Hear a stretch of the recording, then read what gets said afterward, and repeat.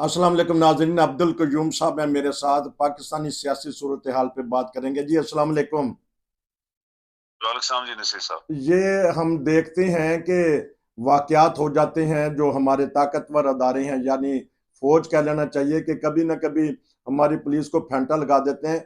Police बेचारी वो मौलियों से भी फेंटा खाती है, अवाम के हतर भी चढ़ जाए तो अवाम भी मार देती है। तो जब आर्मी आगे आती है तो आर्मी वालों ने तो उनको कान पकड़ा दिए। तो ये पूरी दुनिया में जग हंसाई हुई है हमारे दो अदारों की, एक फौज की, एक पुलिस की। दोनों सिक्योरिटी इदारे हैं, दोनों कुर्बानियां दे रहे हैं अपनी अपनी जगह पे। लेकिन जब दोनों आपस में लड़ पड़ेंगे तो फिर दूसरों को तो फायदा मौका मिल ही जाता है कि ये तो आपस में लड़े हैं, लड़ पड़े हैं। बताइएगा, इस बारे में तबसरा कीजिएगा। नसीर साहब, एक बात आप कभी ना भूलें कि पुलिस जो है ना, इसने अवाम के ऊपर बड़े बड़े जुल्म किए हैं। आप अच्छा। कभी ना भूलें। अच्छा। आप देख लें कि ये जो जितना इमरान की पार्टी के खिलाफ जो कुछ हुआ, जहां भी इन्होंने जुलूस निकाला, जब लाहौर से इस्लामाबाद गए तो इनके साथ क्या हुआ, औरतों बच्चों बूढ़ों को किस तरह पुलिस ने मारा वहां पे। हम्म। ऐसे मारा जैसे हम कह सकते हैं कि शायद दूसरे मुल्क में हम रह रहे हैं तो वो फौज हमें मार रही है। जी। इन्होंने इतना मारा। जी। लाहौर में किस तरह लोगों को मारा गया, रास्ते में लोगों को किस तरह मारा गया, गरीबों को किस तरह ये जुल्म करते हैं। हम्म। और आप 9 मई के वाकया, अगर अगर सही इंक्वायरी होती हम्म। तो आप ये कह सकते हैं कि ये जो लोग इमरान की पार्टी के निकले, हम्म। तो हमेशा पुलिस होती है नंबर वन जो होती है। जी।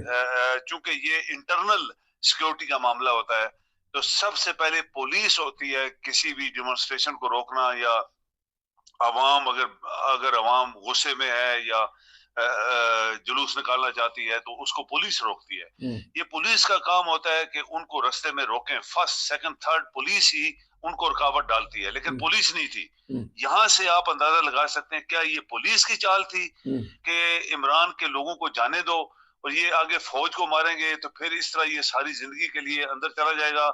और ये पुलिस ने साजिश की, अपने बंदे हटाए। तो ये पुलिस का जो आईजी था या उसके नीचे अफसर थे, ये उनकी साजिश थी, क्योंकि फौज तो एंड के ऊपर थी ना। जी। आखिर सिर्फ फौजियों के ऊपर क्यों हमला हुआ, ये भी एक क्वेश्चन है। जी। बाकी जो पुलिस के अदारे थे उनके ऊपर क्यों नहीं हमले हुए। तो ये मेरे ख्याल में पुलिस जो है ये शुरू ही से गरीब लोगों को जिस तरह इनके ऊपर जुल्म करती रही है। और नेचुरली फौज हमारी है, आपके भाई हैं, मेरे हैं, किसी का बेटा है, किसी का बाप है, किसी का हम्म। यानी कोई रिश्तेदार है। तो ये फौज भी तुम्हारी है, पुलिस भी हमारी है। जी।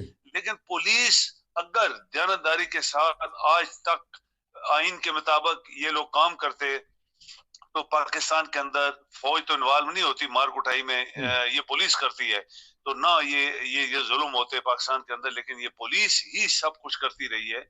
फिर वो जो फौजी हैं उनके साथ क्या हुआ, तो लाजमी बात है फौजी भी पाकिस्तानी है, पुलिस भी पाकिस्तानी है, तो उनके साथ कोई ज्यादती हुई होगी, तभी उन्होंने इनको मारा है। हम्म। और गुस्से बहुत सारे होते हैं। 9 मई का गुस्सा मैं आपको बता रहा हूँ कि 9 मई में पुलिस इन्वॉल्व है जिसने सब कुछ करवाया। फौज बहुत पीछे पड़ी थी।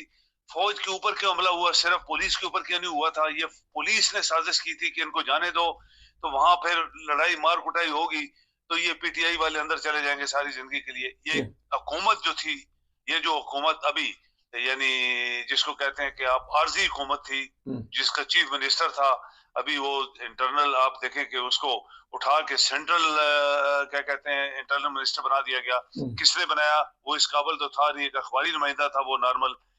तो ये चीजें जो होती हैं कई दफा अंदर होती हैं। मैं आपको बताऊं कि अंदर जो आग लगी होती है, चाहे फौज के अंदर आग लगी हुई है या सियासतदानों के अंदर लगी हुई है, तो उसमें पहला जो किरदार होता है नसीर साहब, वो पुलिस का होता है। जी। पुलिस वाली रात को लोगों की औरतें उन्होंने उठाई, सोते हुए उठाई, उनको नंगा किया, उनके फोटो बनाए। ये जो भी पुलिस करती, जैसे आपको पता है इमरान का रियाज ने क्या बोला था, मुझे पुलिस ने मारा था, फौज ने नहीं मारा था। ये पुलिस के लोग थे जो मुझे नंगा करके मार रहे अच्छा, थे अब रात दिन। कोई बताइएगा, फौजी बहावल अफसर नहीं नगर, था वहां पे। बहावल नगर वाकया का क्या, कौन जिम्मेदार है, कौन कसूरवार है, इसको सजा कौन देगा? पुलिस जिम्मेदार है, मैं आपको ध्यानदारी से बता रहा अच्छा। हूँ। ये पुलिस ही ऐसे काम करती रही है जिसकी वजह से फौज वाले जो हैं उनको गुस्सा आया है। अभी देखा ना, एक फौजी, सर्विंग फौजी, उसके घर पे अटैक करना जाके रात को, हम्म। पकड़ना उसको, ये तो हम्म। जाती है ना। तुम उसको बुला लो, हम्म। अगर गलती हुई है तो आर्मी को रिपोर्ट दो ना जाके, तुम्हारा ये बंदा रात को हमारे साथ इन्होंने ज्यादती की है। तो वो फौज वाले खुद उसको पकड़ लेते। फौज का भी एक तरीका होता है अपना वो मसले हल करने का। तो ये उसके घर पे जाके जैसे सारे सिविलियंस के घरों में, सारे पीटीआई के लोगों के घरों में इन्होंने, पुलिस ने अटैक किए। आधी आधी रात को उठा के हाँ जी, दरवाजे ये भांगे, बताइए, हाँ तोड़े जी, फोड़े वो पुलिस। टाइम थोड़ा है, ये बताइएगा कि फिर फौज को ये ऐसा क्यों करना पड़ा? फौज को भी तो कुछ सोचना चाहिए था, या स्टैब्लिशमेंट को, कि जाके उन्होंने थाने पे धावा बोल दिया।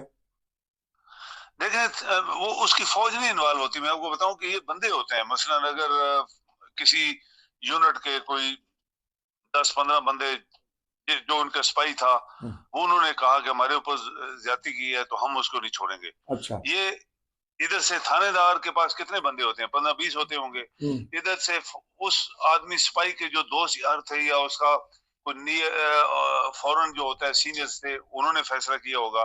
तो उसमें आर्मी इन्वॉल्व नहीं होती। आर्मी यूनिट के अंदर 1000 बंदा होता है, तो 15-20 बंदे इधर से, 15-20 बंदे आपस में लड़ाई उन्होंने की।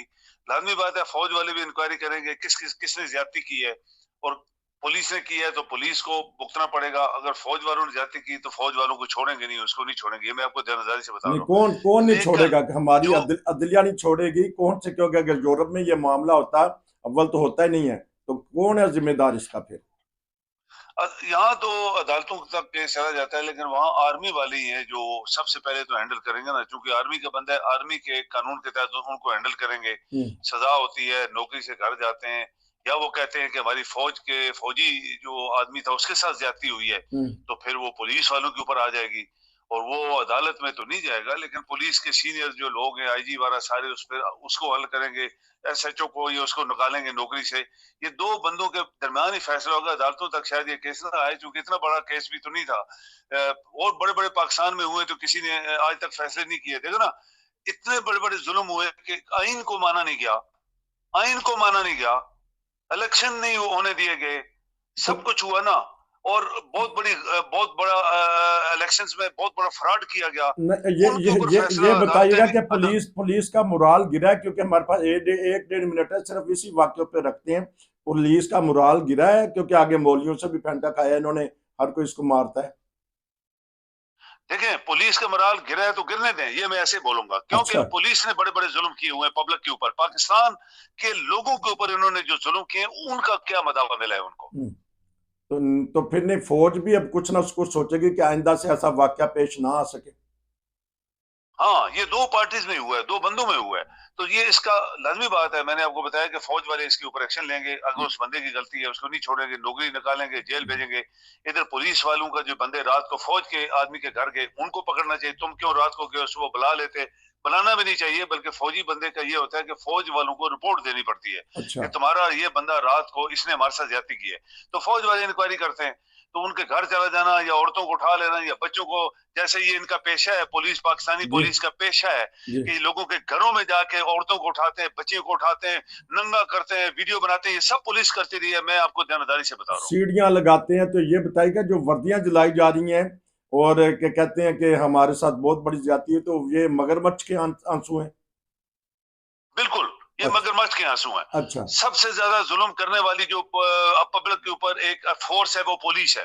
फौज कभी नहीं आती। फौज आपके अपने एक अदारे में होते हैं, लेकिन वो इस तरह के जुल्म नहीं करते जो पुलिस ने पाकिस्तानी कौम के साथ किया। लेकिन पाकिस्तानी हुकूमत की तो बदनामी हुई है, जो आके बैठ गई है सियासी हुकूमत, इसकी बदनामी तो हुई है ना? बदनामी इसलिए है कि ये लोग भी तो जैली है ना। अच्छा। ये भी तो नसीर साहब असली लोग तो नहीं है ना। ये कुछ जीते हुए इलेक्शन वाले लोग तो नहीं है। अभी जरदारी जैसा करप्ट आदमी को सदर अगर बना देंगे तो कराची में तो डाके पड़ेंगे ना। वो कराची में कहते हैं डाके रात दिन हो रहे हैं, तो सबसे बड़ा डाकू तो वहां पे प्रेसिडेंट हाउस में बैठा है, तो उसी के बंदे हैं ना वहां पे। क्यों पंजाब में डाके नहीं पड़ रहे? क्यों सिंध में नहीं, उधर फ्रंटियर में डाके नहीं पड़ रहे? सिर्फ सिंध में क्यों पड़ रहे हैं? क्योंकि बड़ा डाकू आपका सदर है, इससे बड़े और डाकू पंजाब का वजीर आजम बन गया है। तो ये मुल्क के साथ ये जाती ये करवाते हैं पुलिस से, और फौज इन्वॉल्व होती है। फौज इन्वॉल्व होती है। अगर फौज के बंदे को मारोगे तो वो जरूर इन्हें मारेंगे, ये मुझे पक्का पता है। नाजरीन, हमने तबसरा किया सानिया बहावलपुर पे। अब्दुल कयूम साहब ने बड़ा दबंग तबसरा किया। आपका बहुत शुक्रिया। फिर दोबारा आपसे मुलाकात होगी। नसीर को इजाजत दीजिए। अस्सलाम वालेकुम। आपका शुक्रिया भाईजान। जी, मेहरबानी।